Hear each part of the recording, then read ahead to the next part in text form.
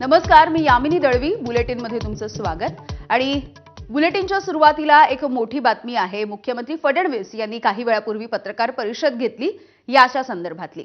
महिला आरक्षण विधेयकामध्ये खोडा घालून काँग्रेसचा महिला विरोधी चेहरा हा जगासमोर आलेला आहे, अशा शब्दामध्ये मुख्यमंत्री देवेंद्र फडणवीस यांनी टीका केली आहे. काँग्रेसला 70 कोटी महिलांचा अपमान केला, साष्टांग दंडवत घालून राहुल गांधींनी आता माफी मागायला हवी, अशी टीकाही त्यांनी केली.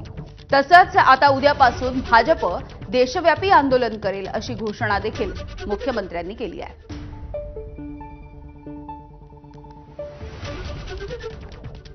तर महिला आरक्षणाचं विधेयक हे संसदेमध्ये नामंजूर झालं आणि त्यानंतर देशभरामध्ये भाजप चांगलीच आक्रमक झालेली दिसते आहे. अगदी राज्यापासून दिल्लीपर्यंत देखील वेगवेगळी आंदोलनं छेडली जात आहेत. याच वेळेला आज मुख्यमंत्र्यांनी पत्रकार परिषद घेतली आणि राहुल गांधी यांच्यासोबत विरोधकांवरती देखील जोरदार प्रहार केलेला आहे. महिला आरक्षणाच्या विधेयकामध्ये खोडा घालून काँग्रेसचा महिला विरोधी चेहरा हा जगासमोर आलाय, अशा शब्दामध्ये मुख्यमंत्र्यांनी टीका देखील केलेली आहे. तर विरोधकांनी ओपन डिबेट करावी असं आव्हान देखील अगदी काही वेळापूर्वी फडणवीसांनी दिलेलं आहे. काँग्रेसनं देशामधल्या 70 कोटी महिलांचा अपमान केला, असंही मुख्यमंत्री म्हणाले.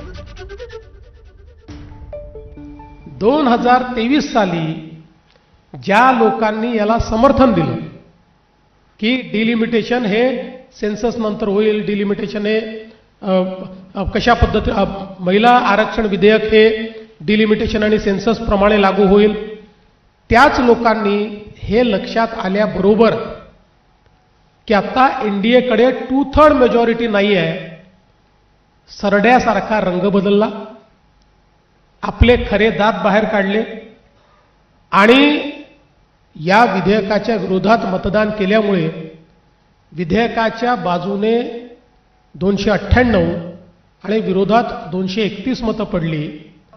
संविधानकारांच्या विचारांवरही एक प्रकारे काँग्रेसने घाला घातलेला आहे आणि महिलांना तर निश्चितपणे मागे टाकण्याचं काम त्यांनी केलं आहे.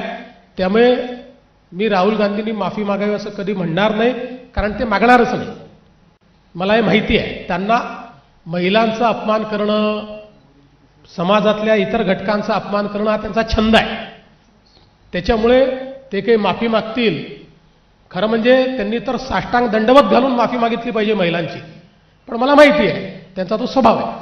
मी तर आज त्यांना ओपन चॅलेंज देतो, ओपन चॅलेंज, की माझ्या स्तरातल्या कुठल्याही त्यांच्या नेत्यांनी माझ्यासोबत महिला विधेयकाच्या संदर्भात ओपन डिबेट करावी. ओपन डिबेट की याच्यामध्ये काय चूक आहे, या पद्धतीत काय चूक आहे, याच्यावर ओपन डिबेट करावी. ते करणार नाहीत, करू शकत नाहीत. आम्ही महायुतीतले सगळे पक्ष आपापल्या परीने या संदर्भात जनमत एकत्रित करण्याचं काम करू, महिलांना संघटित करण्याचं काम करू.